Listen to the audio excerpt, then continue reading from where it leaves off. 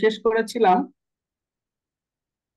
আমরা শেষ করেছিলাম যে পরিশেষে আমরা বলতে পারি যে জেনেটিক হোমিওপ্যাথি রাষ্ট্রীয় অর্থ সামাজিক ক্ষেত্রে একটি গুরুত্বপূর্ণ ভূমিকা পালন করতে পারে।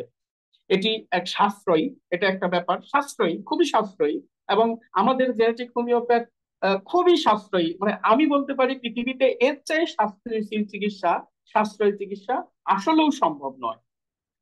এবং নিরাপদ, নিরাপদ এবং প্রাকৃতিক আহ, একটি স্বাস্থ্য সেবা পদ্ধতি যা দীর্ঘমেয়াদে আর্থসামাজিক উন্নয়নে সহায়ক হবে এবং সঠিকভাবে ব্যবহারের মাধ্যমে আহ, এটি দেশের সামগ্রিক স্বাস্থ্য সেবা ব্যবস্থার মান উন্নয়নে উল্লেখযোগ্য ভূমিকা রাখতে পারে। এটি ব্যক্তি এবং সমাজের সার্বিক স্বাস্থ্য এবং অর্থনৈতিক স্থিতিশীলতা এবং জীবনের যেই আহ, আম, মান উন্নত করতে সহায়ক হবে। তবে এর যথাযথ গবেষণা, মান নিয়ন্ত্রণ এবং জনস্বাস্থ্য সচেতনতা বৃদ্ধির মাধ্যমে এর সর্বোচ্চ সুফল নিশ্চিত করা সম্ভব। আমরা এ লক্ষ্যেই চেষ্টা করছি। আমরা আমরা বিশ্বাস করি, আমি বিশ্বাস করি, আমি এর আবিষ্কারক হিসেবে বিশ্বাস করি যে আল্লাহ তাআলা কবুল করলে সম্ভব, কবুল না করলে আমরা হাজারো চেষ্টা করলেও সম্ভব নয়। আল্লাহ কবুল করছে বিধায় আমরা অল্প সময়ে যথেষ্ট পরিমাণে এগিয়ে যাচ্ছি। এবং আহ, ইনশাল্লাহ আমি আমি 2026 এবং 27 যেই ভিশন নির্ধারণ করেছি, ইতিমধ্যেই যথেষ্ট পরিমাণে আগে গিয়েছি, এটা আল্লাহর সাহায্যে। কারণ আমার সবসময় চাওয়া ছিল যে মানুষ যেন এমন একটি চিকিৎসা পায়, অন্তত এমন চিকিৎসা পাওয়া যায় যেই চিকিৎসাটা মানুষের জন্য হবে আধুনিক, এবং যেই চিকিৎসার ফলে মানুষ যাতে ঔষধ নির্ভরতা কমে যায় এবং মানুষ ঔষধের কাছে যাবে না, বরং ঔষধ শরীরের জন্য অ্যান্টিজেন। শরীর যখনই ঔষধ ঢুকবে আরো মানুষটার খারাপ লাগবে। অর্থাৎ ঔষধ ছাড়াই মানুষ যেন অটোমেটিক ঠিক হয়। সে তার খাওয়া দাওয়া, হয়তো কোনো সময় তার একটু খাওয়ায় অ্যাবনর্মাল হয়েছে, সে বুঝতে পারবে যে আমার একটু শরীরটা খারাপ লাগছে, আমি জানি যে আমার পায়খানাটা হয়ে গেলে আমার শরীরটা ঠিক হয়ে যাবে, আমার ওষুধের প্রয়োজন নাই। এরপরেও যদি ওষুধ প্রয়োজনই হয় কোনোভাবে, যেন এই ওষুধটা অল্প ওষুধে, মিনিমাম ডোজে যেন মানুষটা আরোগ্য হয়ে যায়। যেমন একটা টাইফয়েড কেস কয়েকদিন আগে, তার পাশেই একই টাইফয়েড রোগী আমার জেনেটিক হোমিওপ্যাথি চিকিৎসার পরে টাইফয়েড রোগীটার বাচ্চাটা পাশের আরেকটা বাচ্চা, তারও টাইফয়েড, এবং তার অ্যান্টিবায়োটিক অনেকগুলো চলে গেছে। এরপরে যা হওয়ার, টাইফয়েড হওয়ার পরে অ্যান্টিবায়োটিক খাওয়ার পরে শরীর দুর্বল হয়, তার যা যা হওয়ার হয়। কিন্তু আমার চিকিৎসার নেওয়ার পরে এই এই এই বাচ্চাটার যা ঘটনা, সেটা হচ্ছে তাকে যখন আহ, আমি শুধু নাপা দিতে বলেছি যে যদি জ্বর 102-এ যায়, 2-এর উপরে হয়, তাহলে তারা তাও দিবে না। কিন্তু আমি বলেছি দিবেন, আপনারা দিবেন, কষ্ট করার কোনো দরকার নাই। তাকে বলেছি নাপা অর্ধেক দিবেন, ফুল দিবেন না। কিন্তু তারা কি করছে, নাপা ফুল দিয়েছে। ফুল দেওয়ার পরে মানে 500 mg দেওয়ার পরে জ্বর আরো একটু বাড়ে।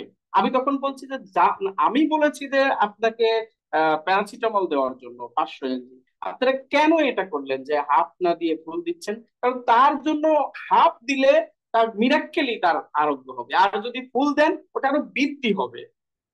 তারপরে তারা পরক্ষণেই পরবর্তী ডোজ হিসেবে তারা হাফ দেয়, এবং হাফ শুধুমাত্র 2বার দেওয়ার পরেই যখন 500 mg করে দিচ্ছিল তখন তার জ্বরটা আরো বাড়ে। এবং যখন আহ, দেখা যায় যে তাকে যখন 250 mg করে দেওয়া হলো, তখন 2বার দেওয়ার পরেই তার কন্ট্রোল, এবং তার আর লাগেইনি। কারণ একশোর দিকে যখন চলে আসছে তখন তার দেয়নি তারা, এবং তারা দেওয়া লাগেনি। এরপরে টাইফয়েডের যেহেতু এখানে জানি যে পেটে অ্যাসিডিটি তৈরি হয়, আমরা বললাম খুব কষ্ট করার কোনো প্রয়োজন নাই, আপনারা আদা এগুলো খান, খাওয়ান। তবে জ্বরের সময় এটা প্রয়োজনই নাই, ছোট বাচ্চা কষ্ট করবে কেন? তাকে কি করেন, অ্যান্টাসিড, কোনোভাবেই অ্যান্টাসিড ফুল দিবেন না, মানে অ্যান্টাসিড আপনারা অর্ধেক করে দিবেন, এবং অর্ধেক করে শুধুমাত্র একটা ট্যাবলেট দিয়েছে 2 দিন, এবং তার সবকিছু ভালো। এবং ঘটনা হচ্ছে কি, ওই বাচ্চাটা আসছিল চিকিৎসার জন্য বিছানায় প্রস্রাব করার, মানে তার বিছানায় প্রস্রাব করে বয়স হয়ে গেছে অনেকটাই, তারপরেও বাচ্চাটা এখনো প্রস্রাব করেই। এটা অবশ্যই ইনফেকশনের জন্যই হচ্ছে, এবং যতই চিকিৎসা করে কোনো কিছুতেই কিছু হয় না। এবং আমার চিকিৎসারও একটা পর্যায়ে 3 মাস প্রায় যাওয়ার পরে এই ঘটনাটা, যে তার প্রস্রাব যখন বন্ধ হলো, অর্থাৎ তার প্রস্রাবটা বিছানায় প্রস্রাব করা তার বন্ধ হলো, তার 3 দিন পরে তার টাইফয়েডের জ্বর দেখা দিল এবং টাইফয়েড হলো। এবং মানে যখনই প্রস্রাব, তার মানে এই টাইফয়েডের জীবাণুর জন্যই তার এটা হচ্ছিল।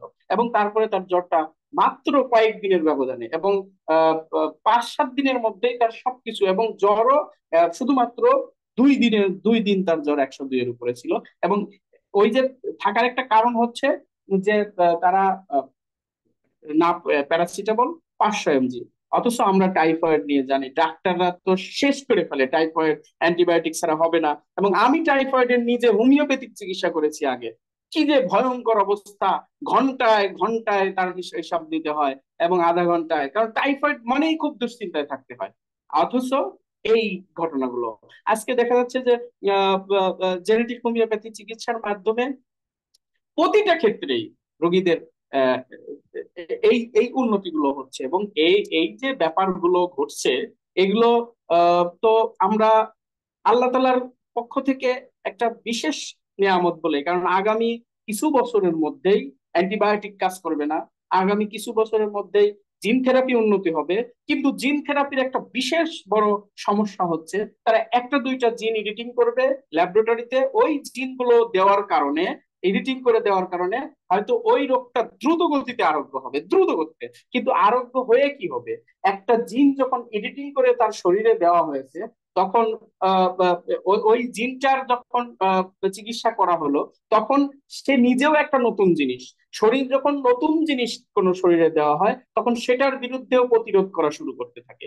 এবং একটা পর্যায়ে যে, এবং শুধু একটা জিনের জন্য তো মানুষ অসুস্থ হয়নি, বহু জিনের তার মিউটেট হয়ে আছে বিভিন্ন পয়েন্টে পয়েন্টে। হয়তো তার মানে বুঝাই যাচ্ছে না, তার প্রোটিনটা চেঞ্জই হচ্ছে না, কিন্তু হালকা কিছু চেঞ্জ হয়েছে, ওটা বুঝাই যাচ্ছে না, কিন্তু সেগুলোর তো কোনো চিকিৎসা হবে না। কিন্তু আমাদের জেনেটিক হোমিওপ্যাথিতে আলহামদুলিল্লাহ শুধুমাত্র মানুষটি সবগুলোতে আস্তে আস্তে রিকভার করতে থাকবে।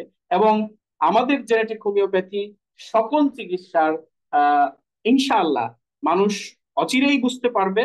এবং আর্থসামাজিক গুরুত্ব তখন মানুষ নিজেই বলবে যে জেনেটিক হোমিওপ্যাথি সত্যিই দেশের জন্য, সমাজের জন্য একটি আল্লাহর বিশেষ নিয়ামত। আহ আজ এ পর্যন্ত। আপনাদের কোনো প্রশ্ন থাকলে 2-1 মিনিট করতে পারেন। কোনো প্রশ্ন থাকলে। প্রশ্ন তো আলহামদুলিল্লাহ কোনো অনেকগুলো প্রশ্ন? জেগেছিল, কিন্তু এই মুহূর্তে এসে প্রশ্নগুলো মনে হচ্ছে ভুলে গেছে। হ্যাঁ, কারোর কোনো প্রশ্ন আছে? আজকে আমরা আলোচনা করলাম জেনেটিক হোমিওপ্যাথির আর্থ সামাজিক গুরুত্ব। কারোর কোনো প্রশ্ন? হ্যাঁ, এর মধ্যে কিছু কিছু আহ, অংশে আপনি যেমনটা বলেছেন যে একজন রোগীর মানসিক অবস্থার উন্নতিটা খুব মানে দ্রুত গতিতে হবে অন্যান্য রোগের আগে।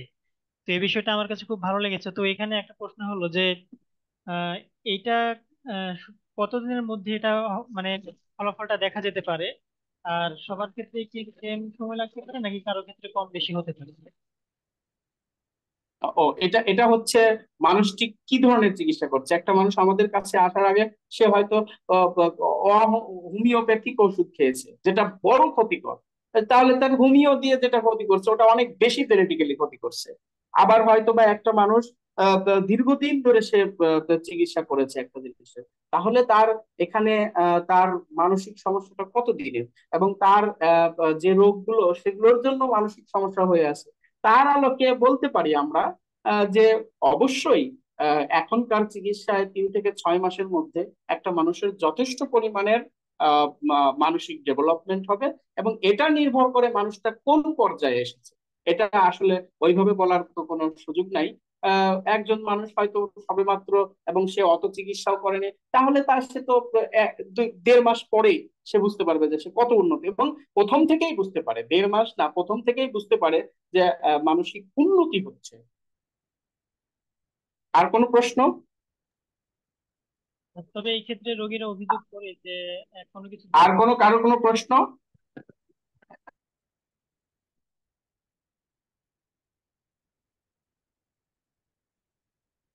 সামনে ক্লাসের ব্যাপারে কারো কোনো পরামর্শ থাকলে, কি ধরনের ক্লাস নিতে পারে, কি বিষয়, এবং আজকের ক্লাসের বিষয়ে কারো কোনো মতামত থাকলে, কেমন হলো, নতুন একটা বিষয়।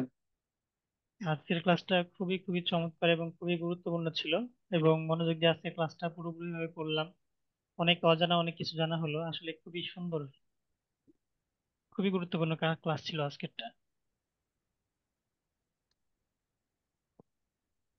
এবং জেনেটিক হোমিওপ্যাথি কি কি করতে পারে বা এর দ্বারা কি কি সম্ভব আল্লাহর সাহায্যে, সেটাও জানা গেল আজকে খুব ভালোভাবে।